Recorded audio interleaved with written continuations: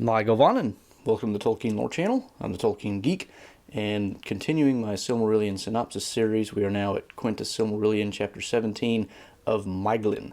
Maeglin is a character, and the events which kind of lead to his birth and introduction to Elvish society is what constitutes the purpose of this chapter, and but for events that happened 7 chapters later, this would all seem very irrelevant. So this is really just a very advanced prelude to more significant things down the road. So we won't revisit this character for a long time, but nevertheless, this is kind of chronologically where he comes into the story, and he will become very important. So let's take a look at these rather interesting events.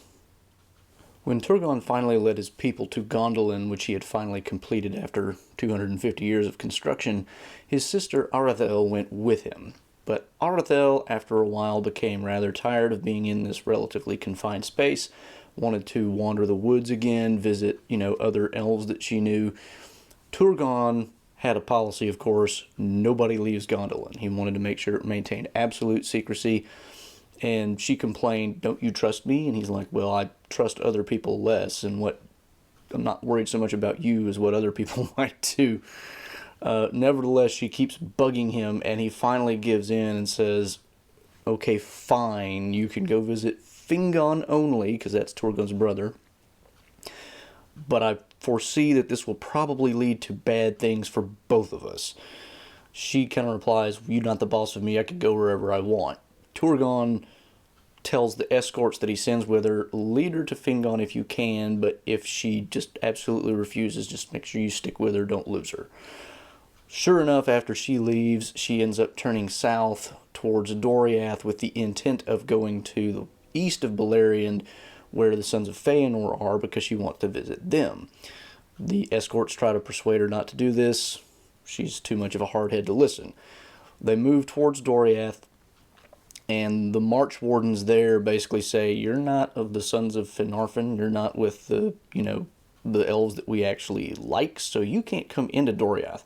Your options are either go in between the Girdle of Melian and Ered Gorgoroth, which is where Ungoliant had bred many wicked spiders and other things, or you could go south way far around Doriath and thereby get to the east." Arathel takes the short road, which proves to be pretty disastrous because traveling between the Girdle of Melian and the Ered Gorgoroth is a rather dangerous thing for a very small handful of people. Sure enough, they get kind of lost in the shadows at some point, and Tolkien doesn't explain what he means by shadows, so it's kind of up to our imagination somewhat. But they get separated. Arathel, being courageous in her own right, continues on, but her escort loses her, and eventually, in trying to find her, they are kind of dissuaded from that path by the evil creatures that Ungoliant had bred there, and they have to turn back, and eventually they return to Turgon and basically tell him, "We lost her, we don't know where she is," and everybody just kind of assumes that she's dead. Arathel, though, it turns out, did make it through, and she eventually came to the lands that were ruled by Celegorm and Curufin, two of the Sons of Feanor, which is who she was trying to visit. She arrived there, but Celegorm and Curufin themselves were away. Their people welcomed her and, basically said, "You can stay, they'll be back eventually." But they were away for quite a while, over a year. Celegorm and Curufin, being elves, weren't necessarily in any hurry to do much of anything. So, a lot of these elves end up going places and visiting for very long stays. So they're away for a while. She kind of gets restless waiting for them. She starts riding further and further away from kind of like the main population center. And eventually she ends up riding to the forest of Non-Elmoth, which is where Melian and Thingol had met originally way back when we talked about them. And that part of Middle-earth still apparently had some enchantment that was kind of hanging on from when Melian had been there, and she kind of got lost because of that. And in these woods dwelt an elf named Eol. Eol was a member of Thingol's household, a relative of Thingol, and he's called the Dark Elf. Basically, Dark Elf usually refers in general to any elf who had never been to Valinor and seen the light of the trees. but he has kind of a specific title for, reasons that'll become a little more apparent. After the Girdle of Melian was created, he kind of got restless, sort of similar to Aradel, and was like, I'm not just going to sit in Doriath for the rest of my life, and he decides to leave. He went to the forest of Non-Elmoth, basically, to be alone with just a handful of servants, and he really didn't like the Noldor. He kind of blamed them for Morgoth's return to Middle-earth and all the troubles that came with that, although he was unusually friendly with dwarves, and he went to Belegost and Nogrod, their two main cities in the Blue Mountains, quite a bit, did a lot of traffic with them, learned from them. He eventually devised his own metal, which he named Galvorn, which is black and very supple, but also resistant to blades and arrows.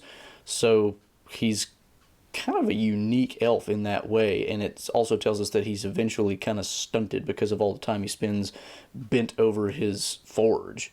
Now, Eol sees Aradel wandering through Non-Elmoth, and he thinks, well, she's pretty, and he uses his own magic or arts or whatever to make sure she doesn't find her way out, but instead works her way deeper and deeper into the woods, where, by the way, the sun never shines.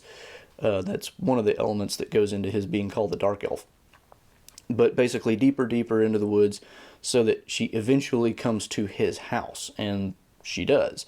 And there he kind of comes out and greets her kind of as a, oh, well, isn't this nice? I have a visitor, acting like, he wasn't the problem to begin with, and takes her in, and they actually end up getting married. Now, this sounds really creepy, and of course it is creepy, but it does tell us that Aradel was not necessarily unwilling in the entire thing, although obviously if she had known, she might have been. But they do live together for quite some time. Eol, of course, imposes kind of his own personal animosity to the Noldor on Aradel and tells her you can't go visit them, which you can already tell where that's going to go based on our history with Aradel. And eventually they do have a son together. She names him Lomion, which is in the Noldoran tongue, which she keeps secret because he obviously hates that. But it means child of twilight. And he, on the other hand, names him Maeglin, which means sharp glance. And the reason he does that is because his eyes are exceptionally bright. He's very keen-eyed, and he can kind of see past people's deceptions and kind of read what they're really thinking. Maeglin often went with Eol to visit the dwarves, and of them he learned quite a lot. He became very good at finding metal ores and also forging them and things like that. And he also is very persuasive in his speech and that sort of thing, although oddly enough we won't see him say much of anything in this chapter.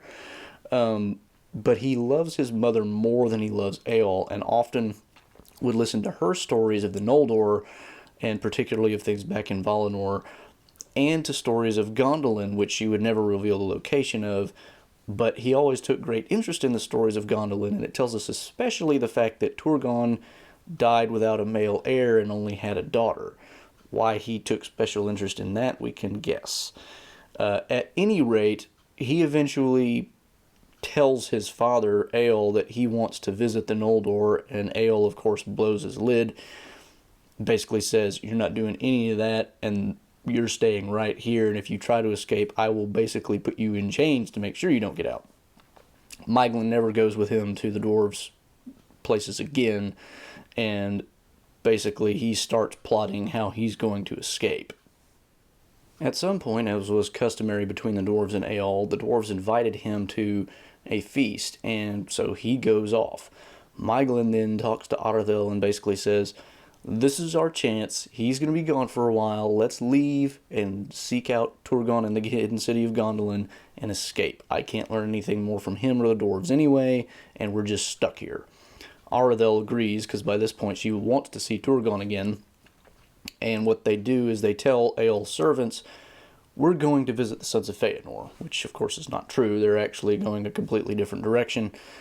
However, their flight from Non-Elmoth is noted by Curufin, or his people, and that becomes significant because much sooner than either of them anticipate, Eol returns from his visit to the dwarves and finds them gone. The servants, of course, tell him that they went to visit the sons of Feanor. He's angry. He pursues.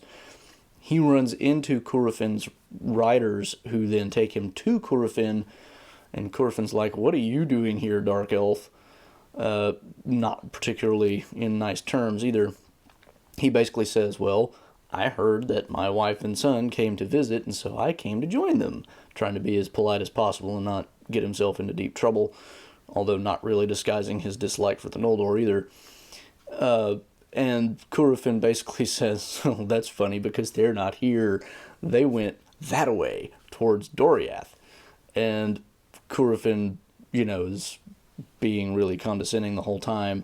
Eol, thanks him and refers to him as a kinsman, and then Curufin's like, "Just because you're married to Arathel doesn't mean you get to claim my kinship because you stole her."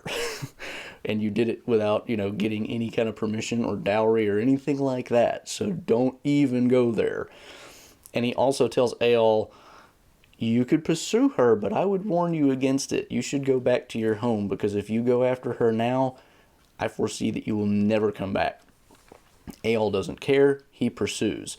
And because he's only a couple days behind, and because Arathel and Maeglin don't expect him to be following anytime soon, they're not going particularly fast.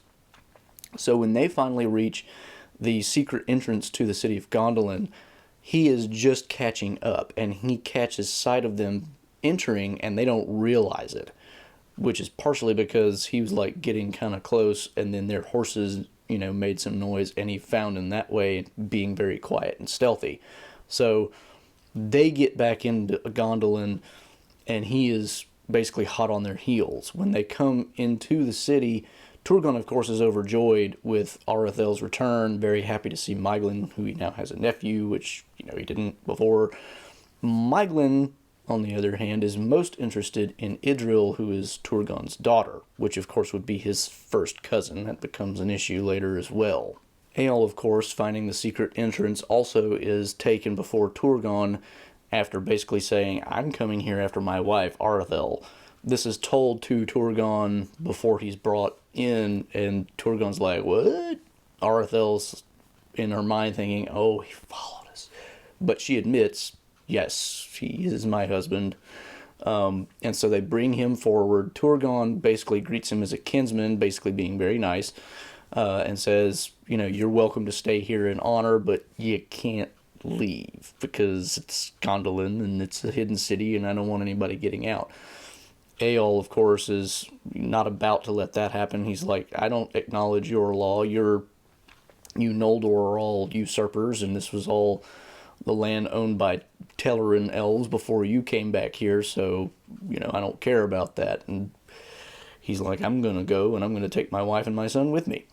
Turgon points out that, but for the arrival of the Noldor, Beleriand would have already been completely overrun by orcs, and the fact that, he's king in Gondolin, so it's like, it doesn't matter what you want, Eol, you're stuck here. You can either live here, or you can die here. Those are your only two options. Maeglin Eol sits there for a few seconds in thought, as if he's basically contemplating what he wants to do, and he had also appealed kind of to just, you could keep Arathel since she's your sister and you have a claim on her, but I'm taking my son. That didn't work either. But he basically says, "Well, I'm going to choose the latter option for me and my son." He pulls a javelin out of his cloak, throws it at Maeglin. Arathel steps in front of it and takes the blow. This whole time, Maeglin has been completely silent, not saying anything, and he still is. But when Eol pulls this little stunt, of course, he's taken to a dungeon, and they take Arathel to the infirmary, basically, wherever they can heal her.